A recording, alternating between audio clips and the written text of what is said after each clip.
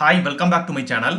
Indian பெஞ்ச்மார்க்கான Nifty fifty பார்த்தீங்கன்னா தன்னோட ஆல் டைம் ஹையான 25,332ங்கிறத இந்த மாதம் ஃபர்ஸ்ட் ஒர்க்கிங் டேயான செப்டம்பர் 2ஆம் தேதி இன்னைக்கு டச் பண்ணியிருக்கு. அடுத்த 5 நாளில் பார்த்தீங்கன்னா கிட்டத்தட்ட 580 பாயிண்ட் பக்கம் நிஃப்டி ஃபிஃப்டி டவுன் ஆயிருக்கு. இதே இந்த லாஸ்ட் 3 ஒர்க்கிங் டேஸில் பார்த்தீங்கன்னா 270 பாயிண்ட் பக்கம் ரிகவர் ஆயிருக்கு. ஸோ இந்த சுச்சுவேஷனில் அடுத்த வாரம் வெனஸ்டே அதாவது செப்டம்பர் 18 அன்னைக்கு ஃபெட் மீட்டிங் நடக்குது. இதில் ஃபெட் சேர்மன் ஜெரோம் பவல் கிட்டத்தட்ட 0.25% இன்ட்ரெஸ்ட் ரேட் கட் பண்ணுவாங்க அப்படின்னு சொல்லி பெரும்பாலான அனலிஸ்ட் எதிர்பார்க்குறாங்க. அதுக்கு வாய்ப்புகள் அதிகமாகவே இருக்குது. ஸோ அப்படி அவர் இன்ட்ரெஸ்ட் ரேட்டை கட் பண்ணுறாங்கிற பட்சத்தில் அமெரிக்கன் ஸ்டாக் மார்க்கெட் பார்த்திங்கன்னா புல்லிஷ் ஆக வாய்ப்புகள் இருக்குது. ஸோ அப்படி அமெரிக்கன் ஸ்டாக் மார்க்கெட் புல்லிஷ் ஆச்சுன்னா இந்தியன் ஸ்டாக் மார்க்கெட்டும் திரும்பவும் புல்லிஷ் ஆகும். ஸோ இந்த வால்டிலிட்டிங்கிறத ஸ்டாப் ஆகி இந்தியன் பெஞ்ச்மார்க்கான நிஃப்டி ஃபிஃப்டி தன்னோட ஆல் டைம் ஹையான 25,330யும் பிரேக் பண்ணி அதுக்கு மேலே போகிறதுக்கு பாசிபிலிட்டிஸ் நிறையாவே இருக்குது. ஸோ இந்த சுச்சுவேஷனில் பெரும்பாலான ரீட்டைல் இன்வெஸ்டர்ஸ்க்கு இருக்கிற கொஸ்டின் என்னவா இருக்குன்னு பார்த்தீங்கன்னா, இப்போ Nifty fifty all time hike பக்கத்தில் தான் ட்ரேட் ஆகிட்டு இருக்கு. பல ஸ்டாக்ஸ் பார்த்தீங்கன்னா ஓவர் வேல்யூடாக இருக்குது. அதுவும் ரயில்வே செக்டரில் இருக்க நிறைய ஸ்டாக்ஸாக இருக்கட்டும், இல்லாட்டி டிஃபென்ஸ் செக்டரில் இருக்க நிறைய ஸ்டாக்ஸாக இருக்கட்டும், ஓவர் வேல்யூவேஷனில் ட்ரேட் ஆகிட்டு இருக்கு. நிறைய ஸ்டாக்கில் ப்ராஃபிட் புக்கிங்கும் நடந்துட்டு இருக்கு. ஸோ நாளைக்கு ஸ்டாக் மார்க்கெட் வந்து புல்லிஷ் ஆகி போச்சுன்னா எந்த ஸ்டாக்ல இன்வெஸ்ட் பண்ணுறதுங்கிற ஒரு கொஷின் மார்க் கண்டிப்பாக இருக்கும். என்ன பொறுத்தவரைக்கும் இந்த சுச்சுவேஷனில் 52 வீக் ஹையில் ட்ரேட் ஆகிட்டு இருக்க ஸ்டாக்ல இன்வெஸ்ட் பண்ணுறதை விட 52 வீக் லோவில் ட்ரேட் ஆகிட்டு இருக்க ஸ்டாக்ல இன்வெஸ்ட் பண்ணுறத விட ஃபேர் வேல்யூவில் ட்ரேட் ஆகிட்டு இருக்க ஸ்டாக்ஸ்லையோ இல்லாட்டி அண்டர் வேல்யூவில் ட்ரேட் ஆகிட்டு இருக்க ஸ்டாக்ஸ்லையோ பார்த்து நம்ம இன்வெஸ்ட் பண்ணுறதா புத்திசாலித்தனமான மூவாக இருக்கும்னு நினைக்கிறேன். ஏன்னா வந்துட்டு அண்டர் வேல்யூடாக இருக்கிற ஸ்டாக்ஸ்லையும் சரி, ஃபேர் வேல்யூடாக ட்ரேட் ஆகிட்டு இருக்க ஸ்டாக்ஸ்லையும் சரி, நாளைக்கு மார்க்கெட்டே வந்து புல்லிஷாக திரும்பும்போது அந்த ஸ்டாக்கும் வந்துட்டு புல்லிஷாக ஆகிறதுக்கு வாய்ப்புகள் அதிகமாக இருக்குது. பட் அதே வந்துட்டு 52 வீக் ஹையில் ட்ரேட் ஆகிட்டு இருக்க ஸ்டாக்ஸில் சொல்ல முடியாது. ஏன்னா 52 வீக் ஹையில் ட்ரேட் ஆகிட்டு இருக்க ஸ்டாக்ஸில் என்றைக்கு வேணால் ப்ராஃபிட் புக்கிங் நடக்கலாம். ஸோ இந்த வீடியோவில் நான் என்ன பண்ண போகிறேன்னா, ஒரு சில பேராமீட்டர்ஸை வச்சுட்டு ஃபேர் வேல்யூடையோ இல்லாட்டி அண்டர் வேல்யூவில் ட்ரேட் ஆகிட்டு இருக்க ஸ்டாக்கை எப்படி கண்டுபிடிக்கிறது அப்படிங்கிறத உங்களுக்கு நான் காட்ட போகிறேன். வாங்க வீடியோவுக்கு போகலாம். ஸ்க்ரீனர் டூலில் சில ஃபார்முலாஸ் யூஸ் பண்ணி தான் எந்தெந்த ஸ்டாக்லாம் அண்டர் வேல்யூடாக இருக்குது இல்லாட்டி ஃபேர் வேல்யூவேஷனில் ட்ரேட் ஆகிட்டு இருக்குன்னு சொல்லி கண்டுபிடிக்க போகிறேன். ஸோ இந்த கிரியேட் நியூஸ் ஸ்க்ரீனுக்கு பட்டனை கிளிக் பண்ணிக்கிறேன். எனக்கு வந்து எந்த மார்க்கெட் கேப் இருக்கிற அந்த ஸ்டாக்காக இருந்தாலும் கவலை கிடையாது. அது வந்து நல்ல வேல்யூவேஷனில் கிடைக்கணும். ஸோ அதனால் நான் மார்க்கெட் கேபிடலைசேஷன் அபோவ் 5,000 crores அப்படின்னு சொல்லி கொடுக்குறேன். ஸோ எனக்கு இதில் வந்து small cap, mid cap, large கேப்னு சொல்லி எல்லா கேட்டகரி ஆஃப் ஸ்டாக்கும் லிஸ்ட் ஆகிடும். அடுத்த பேராமீட்டர் எதுன்னு பார்த்தீங்கன்னா price to earning, P ratio. இதை நான் சில குறிப்பிட்ட பர்சன்டேஜ் நான் இங்கே நான் கொடுக்க போகிறது கிடையாது. ஏன்னா இப்போ ஃபார் எக்ஸாம்பிள் இப்போ நான் 10% பி ரேஷியோ இருக்கணும், 15% இருக்கணுங்கிற மாதிரி நான் ஸ்பெசிஃபிக் பர்சன்டேஜை போட்டேன்னா மோஸ்ட்லி வந்து எனக்கு பேங்கிங் ஸ்டாக் இல்லாட்டி இந்த ஆயில் மார்க்கெட்டிங் கம்பெனிஸோட ஸ்டாக்ஸ் தான் வரும். ஸோ எனக்கு எந்த இண்டஸ்ட்ரியில் இருந்த கம்பெனியாக இருந்தாலும் கவலை கிடையாது. அந்த ஸ்டாக்கோட பி ரேஷியோங்கிறது கம்மியாகணும். ஸோ அதுக்கான நான் என்ன கண்டிஷன் கொடுக்குறேன்னா price to earning lesser than industry PE. So எந்த இண்டஸ்ட்ரியில் இருக்கிற ஸ்டாக்காக இருந்தாலும் சரி, அந்த இண்டஸ்ட்ரியோட பிஇ வேல்யூவோட கம்மியான பிஇ வேல்யூவில் ட்ரேட் ஆகிட்டு இருக்க ஸ்டாக் தான் வேணும். ஸோ அதுக்கு அடுத்த கண்டிஷன் நான் கொடுக்குறேன், எனக்கு டெப்ட் குறைவாக இருக்கிற கம்பெனியோட ஸ்டாக் தான் வேணும். ஸோ அதனால் டெப்ட் டு ஈக்விட்டி லெஸ் தேன் 1% கொடுக்குறேன். எனக்கு டிவிடெண்ட் கொடுக்குறதா ஸ்டாக்காக இருந்தால் நல்லா இருக்கும்னு எதிர்பார்க்குறேன். ஸோ அதனால் டிவிடெண்ட் டீல் ஒரு 1% டிவிடெண்ட் கொடுக்குற ஸ்டாக்காக இருந்தால் நல்லாயிருக்கும். சப்போஸ் நான் வாங்குகிற ஸ்டாக் சப்போஸ் நாளைக்கு டவுன் ஆனால் கூட அட்லீஸ்ட் அந்த ஸ்டாக்லேருந்து கிடைக்கிற டிவிடெண்ட் கூட எனக்கு ஒரு எக்ஸ்ட்ரா இன்கம்மாக இருக்கும். ஸோ அந்த நோக்கத்தில் நான் டிவிடெண்ட் டீல் பர்சன்டேஜ் 1% ஆர் மோருங்கிற கண்டிஷன் போடுறேன். அடுத்த கண்டிஷன், நான் ஒரு சாதாரண ரீட்டைல் இன்வெஸ்டர். என்னால் 10,000, 15,000, 20,000 ரூபாயில் ட்ரேட் ஆகிருக்க ஸ்டாக்கெல்லாம் என்னால் வாங்க முடியாது. ஸோ என்னால் மேக்ஸிமம் ஒரு 2,000, 3,000 ரூபாய்க்குள்ளே ட்ரேட் ஆகிற ஸ்டாக் மட்டும்தான் என்னால் வாங்க முடியுங்கிறதுனால current price less than 2,000. So 2,000 ரூபாய்க்கு கம்மியாக இருக்கிற ஸ்டாக் மட்டும்தான் எனக்கு வேணும். ஸோ அதனால் அதையும் ஒரு கண்டிஷனை இங்கே நான் போட்டுக்கிறேன். அடுத்து எனக்கு இதே ஸ்டாக்கில் எஃப்ஐஐஸும் டிஐஐஸும் கொஞ்சம் மினிமமாக ரீசன்ட் குவார்ட்டர்ஸில் வாங்கியிருந்தால் நல்லா இருக்குங்கிற ஒரு கண்டிஷன் நான் போடுறேன். அண்டர் வேல்யூடாக இருக்கிற ஸ்டாக்கு எஃப்ஐஐஸும் டிஐஸும் கொஞ்சம் கொஞ்சமாக ஆட் பண்ணால் கூட போதும். அந்த ஸ்டாக் வந்து நாளைக்கு புல் மார்க்கெட் வரும்போது புல்லிஷ் மூமெண்ட்டாக அந்த ஸ்டாக் கிடைக்கும். ஸோ அதனால் நான் அடுத்து குடிக்கிற கண்டிஷன் எதுன்னு பார்த்தீங்கன்னா FII change in FII holding greater than 0.15%. ரொம்ப பிள்ளாக வேணால் எதிர்பார்க்கல, கொஞ்சமாக மினிமம் லெவலில் எஃப்ஐஐ ஹோல்டிங்கில் சேஞ்ச் இருந்தால் கூட போதும். அதே மாதிரி சேஞ்ச் இன் டிஐ ஹோல்டிங் அதே மாதிரி 0.15% சொல்லி மினிமம் சேஞ்ச் இருந்தால் கூட போதும். பார்த்தீங்கன்னா, எனக்கு இந்த ஸ்டாக்ல வந்துட்டு பப்ளிக்கோட ஷேர் ஹோல்டிங் பெர்சன்டேஜ் அதிகமா இருக்கக்கூடாதுன்னு எதிர்பார்க்குறேன். பப்ளிக் வந்து 50, 60, 70%ன்னு ஹோல்ட் பண்ற ஷேர்ல வேல்யூவேஷன் கம்மியா கிடைச்சாலும் எனக்கு தேவையில்ல. பப்ளிக்கோட ஹோல்டிங் பெர்சன்ட் கம்மியா இருக்கும்னு எதிர்பார்க்குறேன். ஸோ அதனால நான் என்ன அடுத்த பேராமீட்டர் குடுக்கறேன்னா, தேன் 30%. ஸோ பப்ளிக் 30% கீழ ஹோல்ட் பண்ற எந்த ஒரு ஸ்டாக்குமே என்ன பொறுத்தவரைக்கும் நல்ல ஸ்டாக்கா தான் இருக்கும். ஸோ ஆனா பாக்கி 70%ல மெஜாரிட்டி வந்து ஒண்ணா ப்ரமோட்டர் கிட்ட இருக்கும். அப்படி ப்ரமோட்டர் இல்ல, அது வந்துட்டு ஒரு ப்ரொஃபஷனலி மேனேஜ் கம்பெனினா, அதில வந்து மோஸ்ட்லி அந்த ரிமைனிங் 70% எஃப்ஐ, டிஐஎஸ் கிட்ட தான் இருக்கும். ஸோ அதனால வந்து பப்ளிக் கிட்ட கம்மியா இருக்கிற ஸ்டாக் தான் எனக்கு பார்த்து எடுத்தா பெனிஃபிஷியலா இருக்கும்னு நினைக்கிறேன். ஸோ அதனால பப்ளிக் ஹோல்டிங் லெஸ் தேன் 30%ங்கிற கிரைட்டீரியா குடுத்து, நான் அடுத்து இன்னொரு கிரைட்டீரியா குடுக்க போறேன். அது என்னன்னு பார்த்தீங்கன்னா, 52 வீக்லேருந்து இப்போ கரெக்டாகி ட்ரேட் ஆகிட்டு இருக்க ஸ்டாக் தான் எனக்கு வேணும். ஸோ அதனால் டவுன் ஃப்ரம் 52 வீக் ஹை அப்படிங்கிற கண்டிஷன் கொடுத்துக்கிறேன்.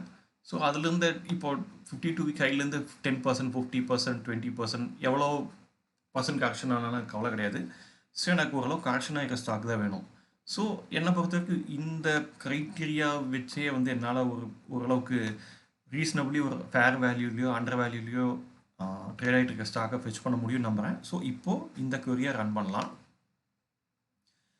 இப்போது இந்த எல்லா க்ரைட்டீரியாவும் மீட் பண்ணுற மாதிரி 5 ஸ்டாக் நமக்கு கிடச்சிருக்கு out of 7,000 odd stocks in Indian stock market. இதில் ஃபஸ்ட்டு ஸ்டாக் பார்த்தீங்கன்னா என்எம்டிசி. இது ஒரு பப்ளிக் செக்டர் கம்பெனி தான். ஸோ இந்த ஸ்டாக்கோட மார்க்கெட் கேப் பார்த்தீங்கன்னா 60,000 கோடி இருக்குது. ஸோ இந்த ஸ்டாக்கோட பிஇ ரேஷியோ பார்த்தீங்கன்னா 10 தான் இருக்குது. இதே இண்டஸ்ட்ரியோட பிஇ பார்த்தீங்கன்னா 24.4ன்னு இருக்குது. ஸோ அண்டர் வேல்யூவில் தான் ட்ரேட் ஆகிட்டு இருக்குன்னு சொல்லலாம். அது மட்டும் கிடையாது, இன்ட்ரென்சிக் வேல்யூ பார்த்தீங்கன்னா 470 ரூபா இந்த ஸ்டாக்கு. பட் ஆனால் ஷேர் ட்ரேட் ஆகிட்டு இருக்குது 207 ரூபாய்க்கு. இந்த ஸ்டாக் 52 வீக் ஹையா 286 ரூபா போயிருக்கு. இப்போ அதுலேருந்து நல்லா கரெக்டாக 207 ரூபாயில ட்ரேட் ஆகிட்டு இருக்கு. ஸோ எனக்கு தெரிஞ்சு கிட்டத்தட்ட ஒரு 27 to 28% இந்த ஸ்டாக்ல வந்து இப்போ ப்ரைஸ் கரெக்ஷன் ஆயிருக்கு 52 வீக் ஹைலேருந்து. இந்த ஸ்டாக்ல பார்த்தீங்கன்னா 3.51% டிவிடன் தராங்க. ஸோ இது ஒரு நல்ல டிவிடன் தர கம்பெனி தான். ஸோ இப்போ இந்த ஸ்டாக்கோட மற்ற மெட்ரிக்ஸ் எப்படி இருக்குன்னு பார்க்கலாம். ஸோ இந்த ஸ்டாக் வந்து தொடர்ந்து ப்ராஃபிட்டபுளாக இருக்கிற கம்பெனி தான். இப்போ ரீசன்ட் குவார்ட்டரில் கூட 1,900 கோடி ப்ராஃபிட் புக் போஸ்ட் பண்ணியிருக்காங்க. அதே மாதிரி எவ்ரி இயர் பார்த்தீங்கன்னா 6,000, 9,000, 5,000, 5,000 கோடின்னு சொல்லி தொடர்ந்து ஒரு high level of profit post பண்ணிட்டு இருக்க கம்பெனியாக இருக்காங்க. இந்த கம்பெனிக்கு மற்ற மெட்ரிக்ஸ் பார்த்தீங்கன்னா கேஷ் ரிசர்வ் ஒரு 25,000 கோடி கையில் இருக்குது. வெறும் 3,350 கோடி தான் வந்து பாரோயிங்ஸே இருக்குது. ப்ளஸ் இவங்களுக்கு 956 கோடிக்கு வந்து இன்வெஸ்ட்மெண்ட் இருக்குது. ஸோ அதர் இன்கமும் இந்த கம்பெனிக்கு வரும். ஸோ இந்த டெப்ட்டுங்க ரொம்ப நெக்லிஜிபிள் தான். அதே சமயத்தில் இப்போ உங்களோட ஷேர் ஹோல்டிங் பேட்டர்ன் பார்த்தீங்கன்னா, இது வந்து கவர்மெண்ட் ஃபர்ம்ங்கிறனால 60.79% ஆஃப் ஷேர் வந்து பிரசிடென்ட் ஆஃப் இந்தியா கிட்ட தான் இருக்கும். லாஸ்ட் 3 to 4 குவார்ட்டர்ஸில் பார்த்தீங்கன்னா எஃப்ஐஸ் தொடர்ந்து இந்த ஷேரில் அவங்களோட ஸ்டேக்கை இன்க்ரீஸ் பண்ணிட்டே இருக்காங்க. கிட்டத்தட்ட இங்கே பார்த்தீங்கன்னா ஜூன் 2023 6.99% வச்சிருந்த எஃப்ஐ, அதுக்கப்புறம் 8.32, 9.91, 12.60, 12.76ன்னு கொஞ்சம் கொஞ்சமாக இன்க்ரீஸ் பண்ணுறாங்க. டிஐஎஸ் அப்பப்போ அவங்க ப்ராஃபிட் புக் பண்ணாலும் இப்போ நடந்து முடிஞ்ச குவார்ட்டரில் பார்த்தீங்கன்னா அது முன்னத்த குவார்ட்டரோட கம்பேர் பண்ணும்போது ஸ்லைட்லி இன்க்ரீஸ் பண்ணியிருக்காங்க. பப்ளிக்கோட ஹோல்டிங் பார்த்தீங்கன்னா வெறும் 12.12% தான் இருக்குது. ஸோ பப்ளிக்கோட ஹோல்டிங்கிறது எஃப்ஐஎஸோடவும் டிஐஎஸோட விடவும் ரொம்ப கம்மியாக தான் இருக்குது. ஸோ இன்றைக்கி இந்த ஸ்டாக் வந்து ஒரு சூப்பர் அண்டர் வேல்யூடாக இருக்குதுன்னு சொல்லலாம். ஸோ இன்ட்ரென்சிக் வேல்யூட ரொம்ப கம்மியாக இருக்குது. ஸோ இப்போ அடுத்த ஸ்டாக் எப்படி இருக்குன்னு பார்க்கலாம். அதோட மெட்ரிக்ஸ் பார்க்கலாம். அடுத்து இன்ஜினியர்ஸ் இந்தியா. ஸோ இந்த கம்பெனி பார்த்தீங்கன்னா ஒரு ஸ்மால் கேப் கம்பெனி தான். கிட்டத்தட்ட மார்க்கெட் கேப் 11,084 கோடி இருக்குது. ஸ்டாக்கோட பிஇ பார்த்தீங்கன்னா ஆல்மோஸ்ட் 30% இருக்குது. இதே இண்டஸ்ட்ரியோட பிஇ பார்த்தீங்கன்னா 38.4. ஸோ இண்டஸ்ட்ரி பிஇயோட ஸ்டாக்கோட பிஇ கம்மியாக தான் இருக்குது. ஸ்டாக்கோட 52 வீக் ஹை எவ்வளோ இருந்திருக்குன்னு பார்த்தீங்கன்னா 304 ரூபா இருந்திருக்கு. இப்போ 211 ரூபாயில் ட்ரேட் ஆகிட்டு இருக்கு. ஸோ இப்போது 52 வீக் ஹைலேருந்து 30% கரெக்ஷன் ஆகி இப்போ இந்த ஸ்டாக் 211ங்கிற இடத்துல ட்ரேட் ஆகிட்டு இருக்கு. ஸோ இந்த ஸ்டாக்கும் பார்த்தீங்கன்னா நல்லா டிவிடன் தராங்க. 1.39% டிவிடன் தராங்க. வெறும் 33 கோடி தான் கடன் இருக்குது. 0.01% தான். இது ரொம்ப நெக்லிஜிபிள் தான். இதுவும் இந்த ஸ்டாக்கும் பார்த்தீங்கன்னா ஓரளவு ரீசனபிளி நல்ல வேல்யூவில் தான் ட்ரேட் ஆகிட்டு இருக்குன்னு சொல்லலாம். இந்த ஸ்டாக்கோட மற்ற மெட்ரிக்ஸ் பார்த்தோம்னா இப்போ ரீசெண்ட் குவார்ட்டரில் 92 crores ப்ராஃபிட் பண்ணியிருக்காங்க. எப்பயுமே ஒரு 100 crores 90 crores பக்கத்தில் தொடர்ந்து ப்ராஃபிட் பண்ணிருக்க கம்பெனியாக இருக்காங்க இவங்க. அதே மாதிரி இயர் ஆன் இயர் பார்த்தீங்கன்னா 300 crores 400 crores சொல்லி தொடர்ந்து ஒரு ப்ராஃபிட்டபுளான கம்பெனியாக தான் இருக்காங்க. ஸோ இந்த கம்பெனியோட ஃபினான்ஷியல்ஸும் நல்லா இருக்குது. அதே மாதிரி கேஷ் ரிசர்வ்ஸ் பார்த்தீங்கன்னா ஒரு 1,974 கோடி வச்சுருக்காங்க. டெப்ட் வேறு 33 கோடி தான். இன்வெஸ்ட்மெண்ட் பார்த்தீங்கன்னா கிட்டத்தட்ட 1,300 கோடி பக்கம் பண்ணியிருக்காங்க. ஸோ ரிசர்வுக்கு ஈக்குவலான வேல்யூவில் அவங்க இன்வெஸ்ட்மெண்ட்டும் பண்ணியிருக்காங்க. ஷேர் ஹோல்டிங் பேட்டர்ன் பார்த்தீங்கன்னா இதுவும் வந்துட்டு ஒரு கவர்மெண்ட் கம்பெனி தான். பிரசிடென்ட் ஆஃப் இந்தியா கிட்ட தான் மேக்ஸிமம் ஸ்டாக் இருக்குது. எஃப்ஐஎஸ் பார்த்தீங்கன்னா இப்போ ரீசன்ட் குவார்ட்டர்ஸில் ஸ்டாக் இன்க்ரீஸ் பண்ணியிருக்காங்க.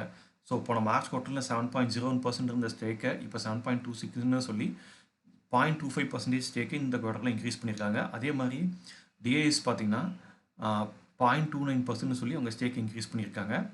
இதே பப்ளிக் பார்த்தீங்கன்னா அவங்க ஸ்டேக்கை கொஞ்சம் கட் பண்ணியிருக்காங்க. ஸோ பப்ளிக் ப்ராஃபிட் புக் பண்ணும்போது எஃப்ஐஇஸும் டிஐஸும் இந்த ஸ்டாக்கில் அவங்களோட ஹோல்டிங் பர்சன்டேஜை இன்க்ரீஸ் பண்ணியிருக்காங்க. ஸோ இது ப்ராஃபிட்டபுளான கம்பெனி, டிவிடெண்ட் தர கம்பெனி, இன்றைக்கி நல்ல வேல்யூவேஷனில் ட்ரேட் ஆகிட்டு இருக்கு. அடுத்த கம்பெனி என்னென்னு பார்க்கலாம். அடுத்து சாம்பல் ஃபர்டிலைசர்ஸ். இந்த கம்பெனியோட மார்க்கெட் கேப் பார்த்தீங்கன்னா 20,000 கோடியாக இருக்குது. ஸ்டாக்கோட பிஇ 15 பக்கம் இருக்குது. இதே இண்டஸ்ட்ரியோட பிஇ பார்த்தீங்கன்னா 23.5 இருக்குது. ஸோ இண்டஸ்ட்ரி பிஇயோட ஸ்டாக்கோட பிஇ நல்லா கம்மியாக இருக்குது. இந்த ஸ்டாக்கோட இன்ட்ரென்சிக் வேல்யூ பார்த்தீங்கன்னா 672 ரூபாயாக இருக்குது. ஆனால் இந்த ட்ரேடிங் ப்ரைஸ் பார்த்தீங்கன்னா 502 ரூபாய்ன்னு தான் இருக்குது.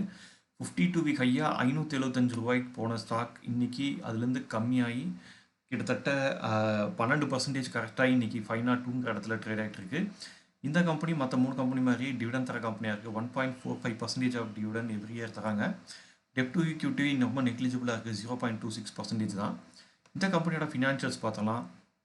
இந்த கம்பெனியும் பார்த்தீங்கன்னா மற்ற கம்பெனி மாதிரியே தான் ப்ராஃபிட்டபுளாக இருக்கிற கம்பெனி தான். இப்போ ரீசன்ட் குவார்ட்டரில் கூட நல்ல ப்ராஃபிட் போஸ்ட் பண்ணியிருக்காங்க 448 crores சொல்லி. இதே மாதிரி இயர்லி ரிசல்ட்ஸ் பார்த்தீங்கன்னா தொடர்ந்து 1000 கோடிக்கு மேலே ப்ராஃபிட் பண்ணிகிட்டு இருக்க கம்பெனியாக இருக்காங்க. இந்த கம்பெனியோட கேஷ் ரிசர்வ் பார்த்தீங்கன்னா கிட்டத்தட்ட 6800 கோடி பக்கம் வச்சுருக்காங்க. கடன் 1800 கோடி இருக்குது.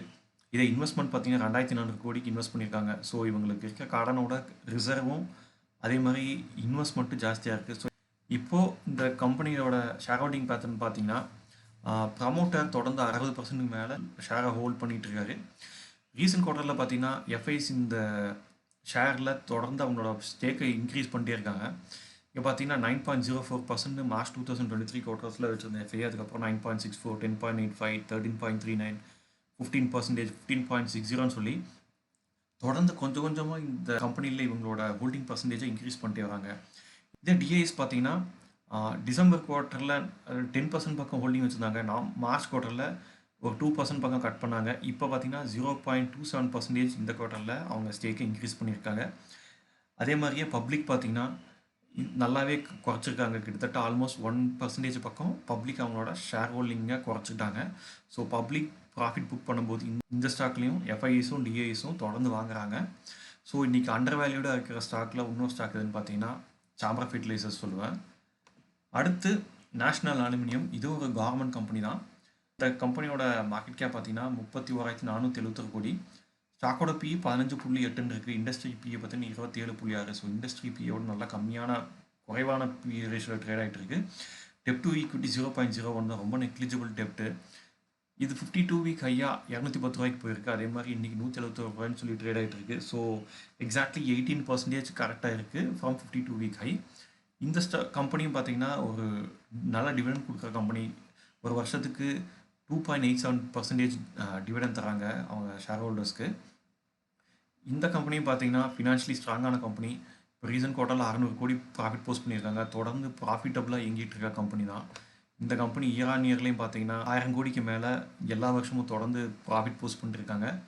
இந்த கம்பெனிக்கு ரிச் கேஷ் ரிசர்வ் இருக்குது. கிட்டத்தட்ட 13,600 கோடிக்கு பக்கம் கையில் கேஷ் இருக்குது. 96 கோடி தான் டெப்ட்டு. 525 கோடிக்கு அவங்க இன்வெஸ்ட்மெண்ட்டும் பண்ணியிருக்காங்க. ஸோ இந்த கம்பெனிலையும் கேஷ் ரிசர்வும் சரி, இன்வெஸ்ட்மெண்ட்டும் சரி, அவங்களோட பாரோயிங்ஸோட கடனோட ரொம்ப கம்மியாக தான் இருக்குது. கம்பெனியோட ஷேர் ஹோல்டிங் பேட்டர்ன் பார்த்தீங்கன்னா ப்ரமோட்டர் அப்பயும் 51.28% ஷேர் ஹோல்ட் பண்ணிருக்காங்க.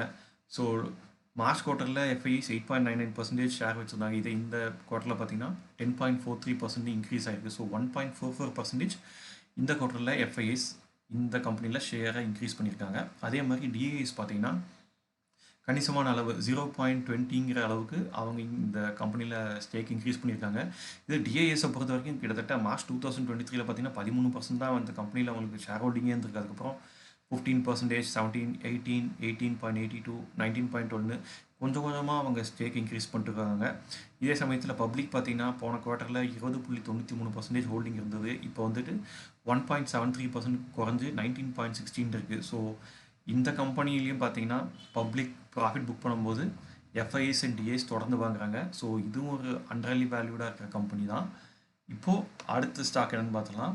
லாஸ்ட் அண்ட் ஃபைனல் ஸ்டாக் இதில் பேராமீட்டரில் கிடச்சதுன்னு பார்த்தீங்கன்னா கேஆர்பிஎல். ஸோ இது ஒரு ஸ்மால் கேப் கம்பெனி. இந்த கம்பெனியோட ஸ்டாக் பிஇ பார்த்தீங்கன்னா 14.1, இண்டஸ்ட்ரியோட பிஇ ஆல்மோஸ்ட் 40 இருக்குது. இந்த கம்பெனிக்கும் கடன் ஒரு கம்மியாக தான் இருக்குது, 545 கோடி தான் கடன் இருக்குது, விச் இஸ் நெக்லிஜிபிள். இந்த ஷேரோட இன்ட்ரென்சிக் ப்ரைஸ் பார்த்தீங்கன்னா 294, இப்போ ட்ரேட் ஆகிட்டு இருக்குது 300 சொல்லி. ஸோ இது வந்து பர்ஃபெக்ட் வேல்யூஷன் இந்த ஸ்டாக் ட்ரேட் ஆகிட்டு இருக்குன்னு சொல்லலாம். 52 வீக் ஹையாக 428 போயிருக்கு. ஸோ இது 52 வீக் ஹைலேருந்து பார்த்தீங்கன்னா ஆல்மோஸ்ட் 29 to 30% இந்த ஸ்டாக் கரெக்டாக இருக்குது. அதே மாதிரி இந்த ஸ்டாக்கும் மற்ற 4 கம்பெனி மாதிரியே நல்ல ஒரு ரீசனபிள் டிவிடெண்ட் தராங்க, ஒரு வருஷத்துக்கு 1.29% தராங்க.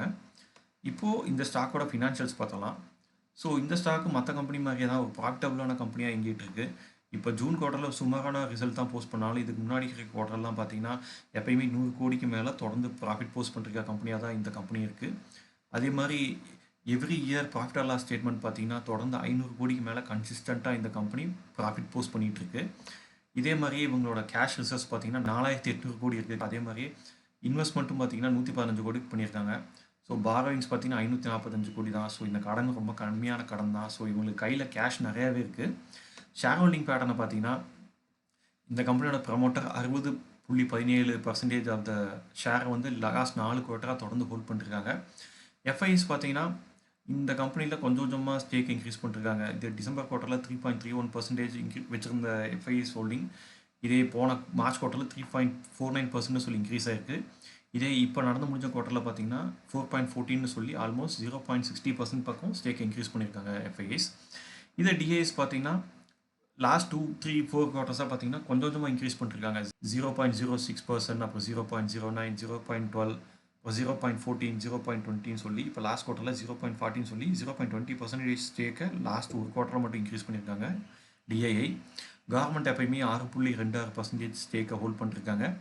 இதில் பப்ளிக் ஹோல்டிங் பார்த்தீங்கன்னா இதுக்கு முன்னாடியெல்லாம் 30% மேலே இருக்குது. இப்போது லாஸ்ட் 2 குவார்ட்டராக பார்த்தீங்கன்னா பப்ளிக் வந்து தொடர்ந்து ப்ராஃபிட் புக் பண்ணிருக்காங்க. 29.88% இருந்த பப்ளிக் ஷேர் ஹோல்டிங் பர்சன்டேஜ் இதே போன குவார்ட்டரில் பார்த்தீங்கன்னா 29.04% சொல்லி கம்மியாக இருக்குது. ஸோ இந்த ஸ்டாக்கும் சரி, இது பர்ஃபெக்ட்லி வேல்யூவேஷனில் ட்ரேட் ஆகிட்டு இருக்க ஸ்டாக்குன்னு சொல்லலாம். என்னை பொறுத்த வரைக்கும் இந்த 5 ஸ்டாக்குமே இன்றைக்கி வந்து ஒரு நல்ல வேல்யூவேஷனில் ட்ரேட் ஆகிட்டு இருக்க ஸ்டாக்குன்னு சொல்லுவேன். ஐ ஹோப் இந்த வீடியோ உங்களுக்கு யூஸ்ஃபுல்லாக இருக்கும்னு நினைக்கிறேன். இந்த வீடியோ பற்றி உங்களுடைய கருத்துக்களை மறக்காமல் கமெண்ட் செக்ஷனில் சொல்லுங்கள். மீண்டும் வேற ஒரு வீடியோவில் சந்திக்கலாம். அது வரைக்கும் பாய்.